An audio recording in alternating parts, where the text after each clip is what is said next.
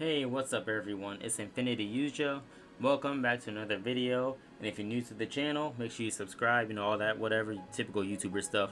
So anyway, I used to be a competitive player for this game. If you want to know my qualifications for making this stuff, I will put those videos down in the description. But anyway, so I'm starting a new video series today to help you guys out with multiplayer, understand the aircraft, their strengths, the weapons, their strengths, and also today we're going to be talking about the parts and a couple little things to help out our casual players and as well as our new players to the game. So the first thing I'm going to say, complete the campaign first. Do not jump straight to multiplayer.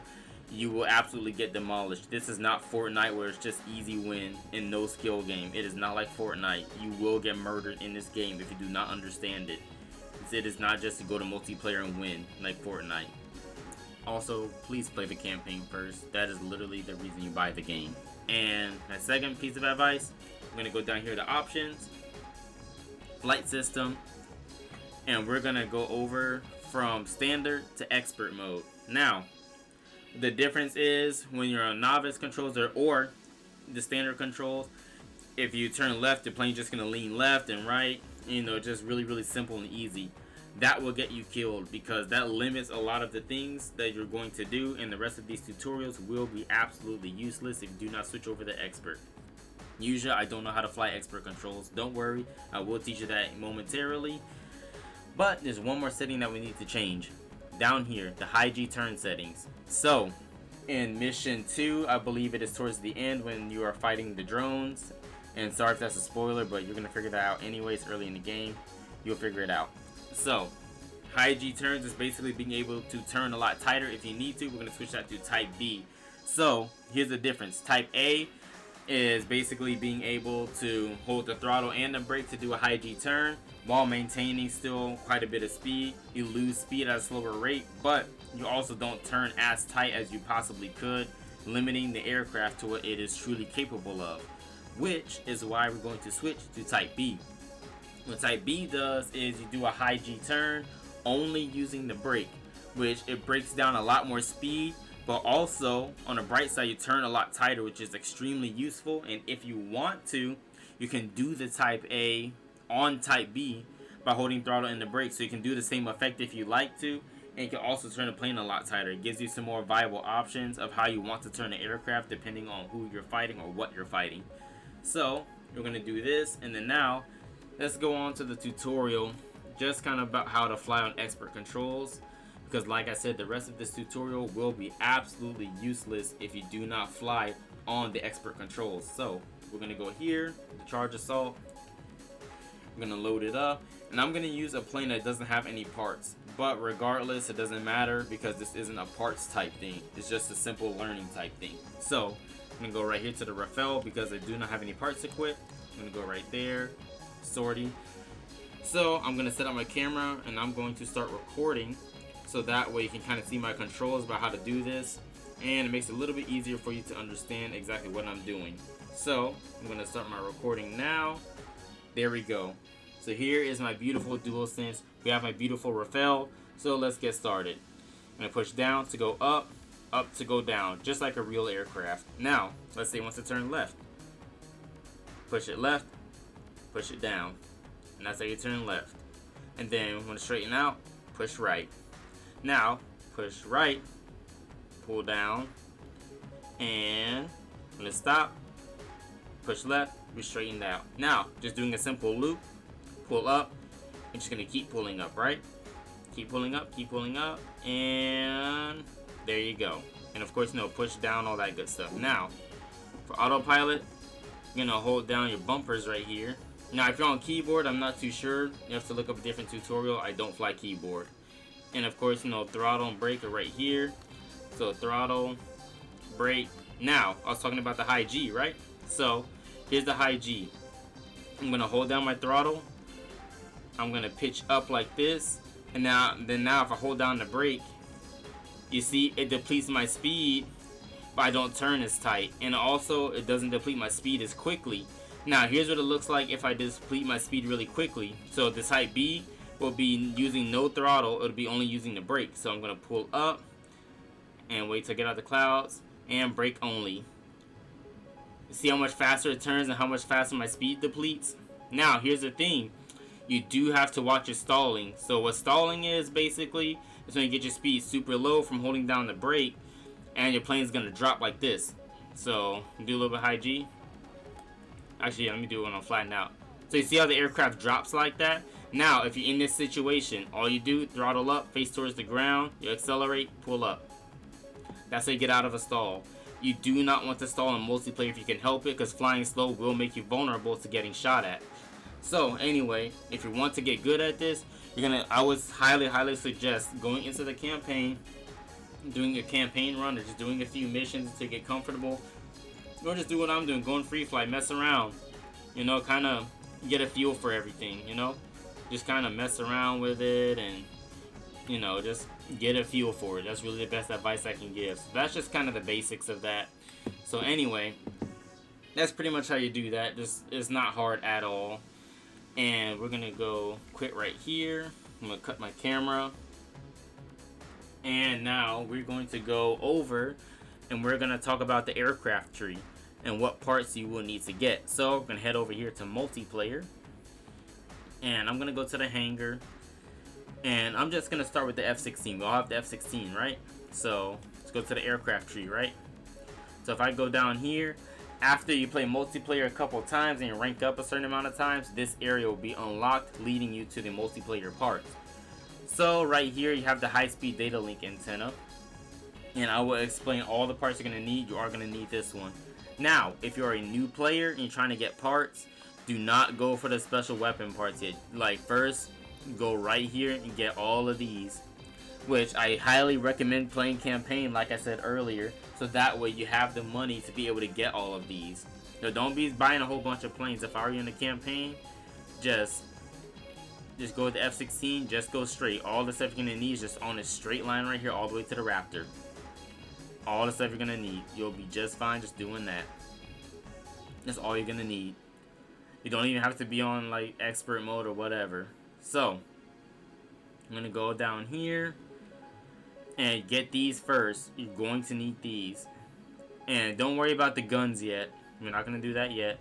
And then start going for all this stuff. Start going for all the maneuverability stuff. So, we're going to start there. And let's make us an aircraft, right? So, let's say you're a new player, right? And let's say all you have is the level 1 parts from the campaign. Let's say you get all the level 1 parts off the aircraft tree, right? So I'm just going to reselect the F-16 to make a fresh set. We're going to go down to the parts. So there are some of them that are absolute musts. So I'm just going to throw them on really quickly just so you can see the build. And then I will explain the parts momentarily. So when you're making your aircraft, that's extremely crucial to how you're going to perform in multiplayer.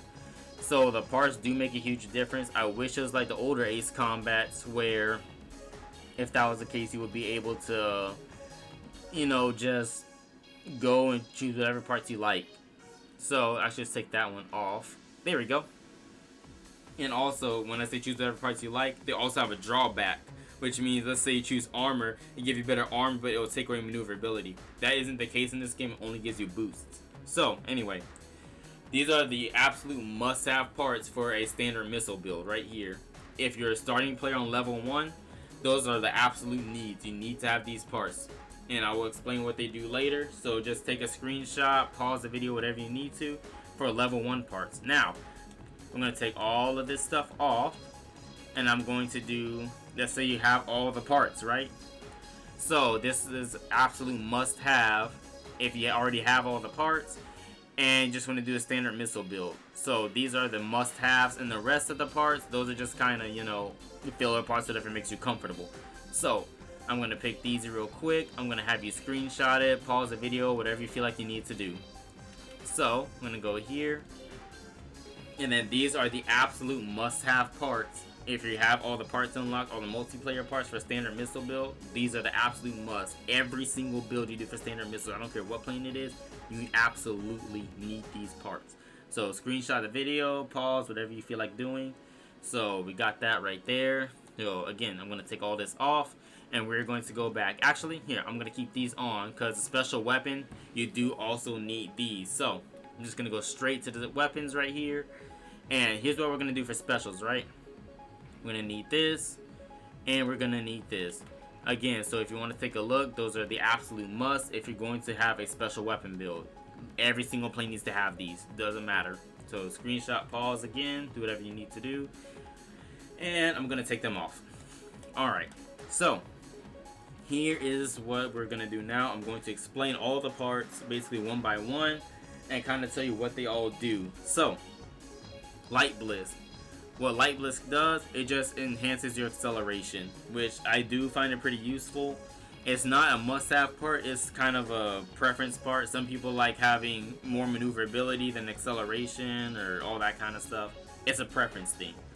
Air brakes, honestly, I don't think you need air brakes for any aircraft unless it's a CFA-44. It does have Toyota Prius brakes, so CFA-44, I do highly recommend using the air brakes because it does not like to slow down at all. The brakes are absolutely terrible. The same goes for the SU-30SM because it also does kind of take a minute for it to get its speed down. Anyway, next one. So this is aircraft top speed.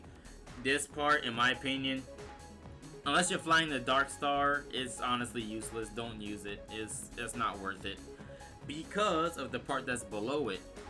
This one has acceleration and top speed. So honestly, this one just gives slightly more top speed, but this one gives acceleration and top speed. It is a mix of light blisk, and it is a mix of the next gen high pressure components, which gives you acceleration and top speed.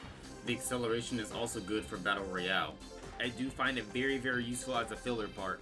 So anyway, here's the next one. The ECU software update. You do not need this one because of the part that's below it. So what the software update does, it gives you a longer turn period for doing a high G. You do not need that part. It is a waste of a part because your plane already has enough maneuverability to get around if you absolutely need to. Don't use it. It's a waste. So now to the next one. Now this part is an absolute must. You do 100% need the pitch part because the pitch is going to be whether you're going to be able to flip around on an enemy or not, and it also helps you tail a lot of people, especially those boom and zoomers that use engine parts. It really does help you stay close to them if you need to because they do get a little bit annoying. Use flap 3, that is a must on every build. Anyway, here's the next part. This is roll. Roll is more of an optional part. Roll actually can help a little bit in those close range dogfights and trying to turn tight. It can kind of complement it a little bit to help you turn a little bit tighter. I think I highly do suggest using as a filler part. Again, I would either choose this or variable cycle engine if you want an extra maneuverability part. Those are my two most viable options for me personally that I would probably ask you to use and just kind of see which one you like. I typically use roll for post-stall maneuver fighters. This one is yaw maneuverability. It's useless. You don't need it. That's just yaw enhancement. You don't need it. It's useless. Superior maneuverability. Absolutely a must. Every single aircraft you build must have this part.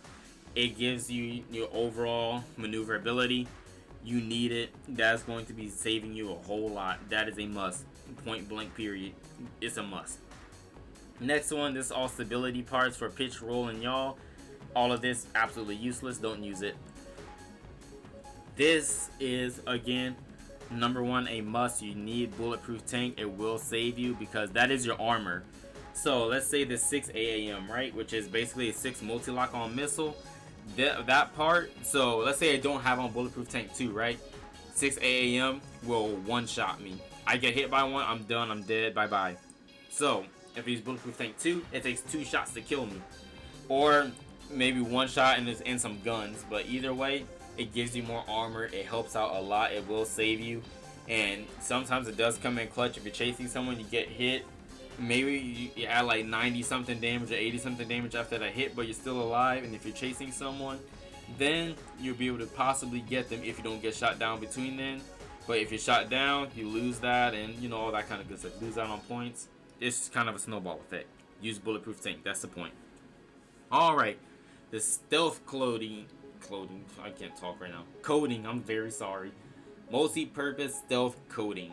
So this one, I mean, honestly, just use it for the YF-23 and the FB-22. Those are the only ones you really need it for. So the reason you have this part on is so that you stay hidden on radar. which is for BVR weapons. And if you're unfamiliar with that term, BVR stands for Beyond Visual Range, which means you cannot see them in eyesight range. You cannot see that aircraft, but they can see you. There is also a downside, or if you want to consider it, a counter to this part, or just a counter to stealth fighters in general. What it is the closer you are to them, the easier it is to see them. Or if it's a BVR plane like the FB-22 or the YF-23, where they can do BVR with the HVAA or LAAM, if they fire the missile, you can briefly see them on radar if you don't have the anti-stealth part. You'll be able to see the anti-stealth part pretty soon later on in this video. Multiplayer, use it if you're using one of those two aircraft. Now, next part. Now we're going to get on to the weapons. So, with the weapon parts, this part, only use it if you're truly a seasoned player, and only use it if you're good at getting up close to people and you're comfortable fighting close range. That is your gun damage level 2. In my opinion, that is one of the best parts in the game. Now, just because it says it's one of the best parts doesn't mean just go on and use it, because it takes a skill to use it. You have to be behind your opponent, you have to be close, you have to be good with guns, or else it is just a waste of a slot. So, get some practice in before you start using that part. But once you're able to do it and consistently getting a lot of kills with guns, start using that part. It is extremely useful. I love using it. I use it on pretty much almost all of my builds because I like being up close and personal. I like getting in people's business. So anyway, next part. Firing distance. I mean, guns is a close range thing to begin with. So I mean, in my opinion, it's useless. If you're gonna be at distance, just use a freaking missile. Like, don't use the guns. Useless part. Alright, the next one is concentration. This is the only part I'm not too awful knowledgeable on, but it does kind of give you some more concentration on your opponent. So, I do believe it actually goes pretty well hand in hand with the gun damage, being able to inflict slightly more damage. I'm not really awful sure. I haven't used it, and also just a heads up, if you are learning guns, make sure that you fire at the opponent's nose or at their canopy when you're following them. Do not fire at the center. It's just like a shooting game. If someone's moving, you fire in front of them, so that way when the bullet reaches them, it will hit them and it won't be behind them. Same thing. Do not follow the gun reticle. It's not accurate. Follow the gun strafe. Alright, so again, another must-have part. So a lot of the special weapons and the standard missiles are going to have the same part, except they are for special weapons. It will say either MSL or SPW. But same thing, you'll see what I mean later. Alright, proximity fuse. A must-have part because that is your missile power. So if you want to be able to inflict a lot more damage, which again, that is a must-need on every build, whether it's special weapon or standard missile, take the proximity fuse. You absolutely need it. So, on to the next one. Flight speed. There are certain missiles, certain special weapons to where I honestly see that as a must. Other ones is optional and extremely helpful, but you got to be careful with this part because the faster the missile is moving, the less time from when you fire to the target that it has to home because it's moving faster. So you really do want to think about that. Against Dark Stars, that is a must. Against Boom and Zoomers, it is helpful depending on how that Boom and Zoomer is flying. So I'm going to move on to the next one. Takeoff weight. All that does is give you more payload. Some special weapons you need it, some you don't. Standard missiles don't ever use this part because if you get shot down, your standard missiles, they reload anyway, so you will not need that part. But some special weapons you will, which I will explain in the next video talking about weapons. Alright, so this one is your standard missile flight distance. Again, this part, I don't really see it as useful. There's not really much that is useful for. There's a couple weapons where it's kind of useful. I wouldn't use it, honestly. It's not really good for anything. Unless you're making like an anti-Dark Star build, but rarely anyone ever flies a Dark Star anymore. Xbox, you're going to see a lot more Dark Star, but again, it's still not very often. So, just rule out that part. You don't need it. This one is the lock-on range. If you are using LAAM, HVAA, I would use it. I would use it. And honestly, 4AM also, I would use it. 4AM is one of the crappiest air-to-air weapons in the game, if not the crappiest one. So, it is pretty good BVR though, from what I have experienced. So that is a pretty useful part. I would use that. I would use the lock on range, especially for HVAA and LAAM, which it will basically be your BVR weapons. I will 100% use it. That is a must. Alright, reload time. So this is reload. Again, certain weapons are going to need it. I'll explain that in the next video. It is a must. You are going to need that reload time on certain weapons. Some is optional. So again, that's a preference thing. This one, again, is an absolute must. If you do not have this, do not expect to be scoring a lot. You need the thrust adjusting. That is your weapon homing. So that way you'll be easier hitting your targets. And that, again, is a absolute must. Every single weapon except something that's manual aim, like EML, Pulse Laser, MGP, TLS, stuff like that. Anything that locks on, aside the UAVs, use that part. You absolutely need it. Non-negotiable. Alright, the next one. Lock on speed. So, lock on speed. So, for new players, if you want a filler part, just kind of for preference, that is number one what I suggest you would use, because it kind of helps out with some of those lock-on angles, some of those hard ones that you want to get the kill. And if you're trying to learn, I would use it, so that way it kind of helps you out. So that one, the lock-on speed part is extremely useful, and it helps you lock onto the target a lot faster, especially at close range. That is a very useful weapon, and it is the most useful at close range. So make sure that you use that lock-on part if need be. So yes, please use that. I highly do suggest it. I use it on some weapons. Alright, so again, you know, proximity fuse, the flight speed, all that stuff, that's what I meant by it's kind of the same as the standard missile. But there are some special weapon parts that are only special weapon and not on the standard missile. Kind of like these right here. Bomb power, load limit, bomb. You don't really need those unless you're doing campaign.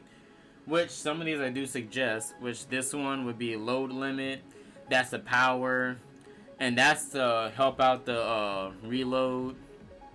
Now it's a blast range, lock on speed, and these are the ones that we're going to be looking at for multiplayer, right? So this is going to be your laser power, distance.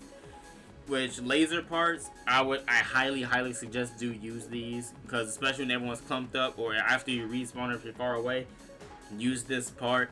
It is extremely useful being able to snipe people if you need to. Alright, now the expander, that is the hit box. So if you want to hit your target or want a more likely chance of hitting your target, please do use that. That is a must. Some people don't use it, which they are freaking crazy and highly skilled if they don't, and they're actually able to score really high. But don't do that. Just use the part and learn. I would highly use it. And same here with the firepower. That is a must. That one's non-negotiable. That gives you a lot more damage whenever you actually do land a hit. So that is a must if you're using TLS or pulse laser. And let me just say this now. Some of you are going to think these parts work on the Raven. They do not. These do not affect any laser weaponry, including the UAVs and the pulse laser gun. It does not affect it on the Raven. So let's move on to the next one. So this is going to be your EML firing distance. I wouldn't use it, because that's more time that the bullet has to reach the target, and that's more predicting that you're gonna have to do and just kind of hoping that it's gonna hit the target. So I would be a little bit closer to do it. I would not use that part, just for prediction reasons and all that kind of whatever. The firepower, you do need firepower. Now, if you don't have firepower, you're only going to do about, I think, 70-75% damage. With damage level 2, you're going to be doing 95% damage or one-shotting. And why I say or, is because Bulletproof Tank 2, you're not going to one-shot them. It's going to do 95% damage. If you don't have Bulletproof Tank or Bulletproof Tank 1, it will one-shot you. Alright, so this one is the hitbox. For EML, I highly do suggest using this. This is a must-have. Again, a lot of highly skilled players, some of them don't use it just to challenge themselves, but let's start out with the SU-33 for beginners. Just use the hitbox because it is actually comically large, and I mean absolutely comical. So if you're gonna do that, I would highly suggest using that. Alright, so these are rocket parts. So this one is for firepower, firing distance. I don't use rockets in multiplayer. You don't need them. Alright, so right here is the anti-stealth. Now, if you have a special weapon build, only on special weapon builds, and also on your stealth builds, this part is a must on stealth builds.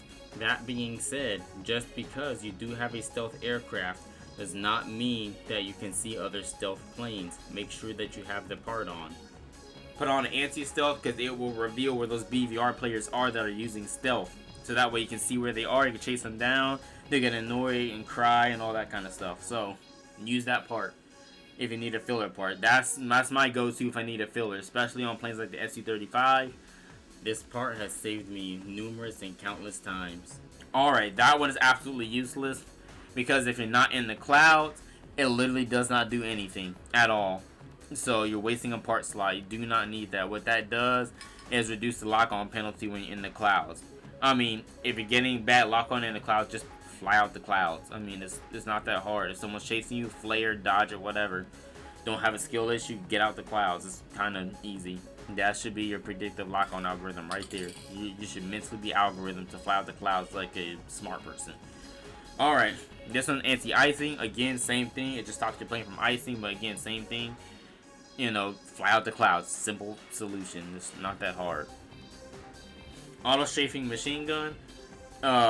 You have no skill if you use this. This basically does auto gun. So if you're actually good at gun, the people that are actually really good at gun do not use this part. They fire whenever they have a good shot. Because if you do auto gun, then you just have it on, just hoping that you're gonna hit your target, and you're wasting a part slot. Because I've literally never seen anyone use auto gun that's actually good with guns. People that are actually good with guns actually know when to fire when they need to. You're wasting a part slot using that, and you have no skill. Alright, the next one is the radar gun lock system. Again, useless. It's not like Join Assault at all where it's like crazy retarded busted. It's not. It's terrible. Do not use it. Data link antenna, if you're doing a standard missile build, this is an absolute must. You have to have it. It gives you missiles better everything. Better homing, distance, lock on not lock on speed, but just overall speed, like velocity speed, and also your flight distance is increased. Please use it. It's only available in multiplayer. Please use it. Sharp turn, again, useless part. That only makes you respawn faster. If you're dying a lot, so you need that, get better at the game. You got a skill issue. All right, and then these are all MRP parts. So if you want more money, if you're a new player, I do suggest using these. I will use these two. So if you don't know which is which, if you look kind of in the middle right side where it says F-16C, the name of the aircraft, you see there's a little blue icon right there. So blue is going to be for fighters. Fighters are air-to-air aircraft. Multi-role is air-to-air and air-to-ground, which quote-unquote multi-role because it can do multiple roles and is made from multiple roles. Multi-role. That emblem would be kind of like a reddish pink. Actually, no, I'm sorry. It would be purple. I'm sorry. It would be purple. Now, attacker, that's the reddish pink. That is air-to-ground focused. And the next one, machine gun fanatic, do not use that because if you have to use that part and you're just starting, then you're not good at guns. New players are not good at guns yet, and that is perfectly fine because it is a learning curve. It's okay not to be good at guns yet. That is something that comes with time. It is okay. It's not a skill issue. It is something you just have to learn. So do not use that part. That one, yeah, do use that one. So, since you've already explained the parts, I'm going to end the video here. On the next video, I'm going to show how to properly dogfight with your new learned expert control knowledge, and as well as show you how to deal with every single annoying thing that you deal with in Ace Combat. Or almost, we all have different perceptions of annoying, but I will be showing off the most common ones and how to counter them, and also how to dodge or do whatever you need to do to be able to help you get better at multiplayer. So make sure you subscribe, comment. If I missed anything, please put it down. And also, anyone that is a veteran at Ace Combat, please leave your comments to help out these new players. We would love to grow our community. And also, for the love of God, please don't be toxic in this community. Don't have an ego and none of that. Because remember, there's always somebody better. No matter how much of an ego you have, no matter how good you are, there's always somebody better. So anyway, catch you guys later.